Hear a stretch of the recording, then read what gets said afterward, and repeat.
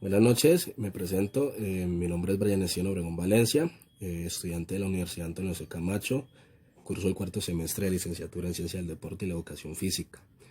En el día de hoy vamos a hablar sobre el aprendizaje significativo y la evaluación de los aprendizajes. Por medio de un mapa mental o un mapa de ideas, como ustedes los consideren, vamos a hablar primeramente, o vamos a explicarlo de una manera breve, y ustedes van leyendo mientras yo lo voy explicando. Y vamos a hablar del aprendizaje significativo y la evaluación. Dice que esa teoría la amplió, la planteó el autor David Paul Usebel. Esta teoría la planteó ese autor, y acá hay una frase que podemos decir que dice que el aprendiz solo aprende cuando encuentra sentido a lo que aprende, es decir, cuando le causa interés, podemos decirlo así. Y uno de los requisitos para considerar los aspectos del aprendizaje significativo son las experiencias previas, la presencia de un profesor, los alumnos en proceso de autorrealización y la interacción para elaborar un juicio valorativo. Estas son una de las características para este ítem. Y acá vamos a hablar sobre las fases del aprendizaje. Y habla de la fase inicial, fase intermedia y la fase final. En la fase inicial dice que son partes de información que están aislados conceptualmente. Es decir, que el estudiante pueda tener contenidos. En la fase intermedia dice que la formación de estructura a partir de información aislada, es decir, tener una base para poder que ese estudiante tenga un aprendizaje significativo. Y la fase final dice mayor integración de estructura y esquema. Entonces es para concluir todo lo anterior de esa clase para que el estudiante tenga. Ahora vamos a hablar de las características de la evaluación. Las características de la evaluación son las siguientes. Vamos a bajar un poco el zoom para que se pueda entender mejor. Y vamos a comenzar con qué es evaluar. ¿Qué es evaluar? Aquí está. Para Miguel de Subiría dice que evaluar es formular juicios de valor acerca de un fenómeno conocido, es decir, valorar en base a parámetros de referencia e información para la toma de decisiones. Es tener unas bases o unos contenidos para poder evaluar a ese estudiante. Seguimos con el otro ítem, que es cómo es la evaluación. Aquí hay unos pequeños, podemos decirle así, ítems, por repetirlos. ¿Cómo es la evaluación? Dice que es de manera integrada, de manera integral, de manera formativa, continua, acumulativa, recurrente, criterial, decisoria, cooperativa y comprensiva y científica. De esa manera debe ser como es la evaluación. Seguimos, es para qué evaluar. Y aquí dice ¿para qué? Es responder cuáles son las finalidades, propósitos, objetivos o competencias específicas. Y hay unos tres puntos que es para qué evaluar, que sería de manera diagnóstica, de manera formativa y sumativa. Seguimos con, ya los hubo, ¿qué evaluar? ¿Qué evaluamos en los estudiantes? Dice, dominio cognitivo, dominio afectivo, dominio procedimental. El dominio cognitivo, como lo dice su palabra, es la manera de los contenidos que tiene el estudiante, la manera conceptual, información verbal, destrezas intelectuales, estrategias cognitivas.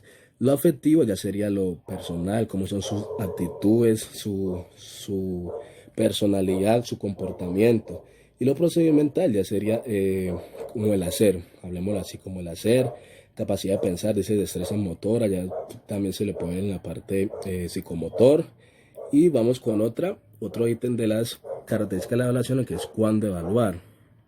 Importante, cuándo evaluar.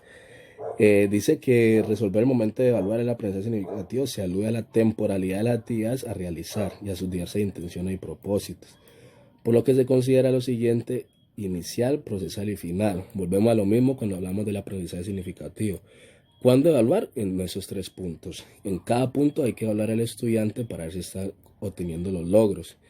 ¿Y quién evalúa? Esto es una parte importantísima, porque hay personas que de pronto piensan que solo evalúa el docente. Pero la evaluación se hace dependiendo de lo que usted quiere, la intencionalidad que quiere hacer. Si usted está en su casa como padre, usted puede evaluar a su hijo. Y los mismos estudiantes también se pueden evaluar por sí solos. No solo tengamos presente que no solo el docente que evalúa, también se evalúan ellos mismos, también evalúan padres y otros docentes.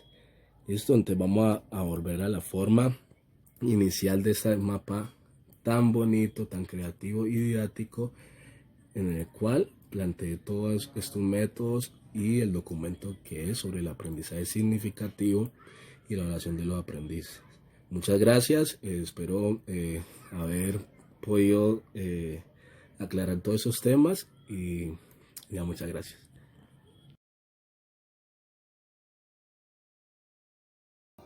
Bueno, para continuar, quise plantear este documento que ya vimos en el mapa mental con una secuencia didáctica. Inicialmente esta secuencia lo hice con el grado primero. ¿Por qué primero? Porque ya se darán cuenta ahora porque es el grado primero de las actividades que realicé. Lo primero que hice fue diagnosticar el grupo.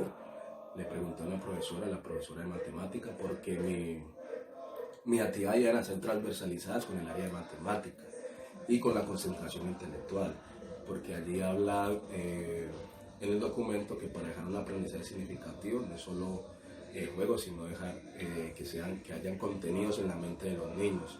Entonces diagnostiqué eso con la profesora. Me dijo que a algunos les costaban todavía las operaciones, obviamente porque apenas están iniciando su vida primaria. Entonces realicé unas actividades. En la fase inicial hice un trabajito de calentamiento articular y un trabajito es decir, habían dos filas y cada niño era un número. Entonces cuando yo como docente realizaba ese número, el niño debía de correr atrás y volver a su lugar.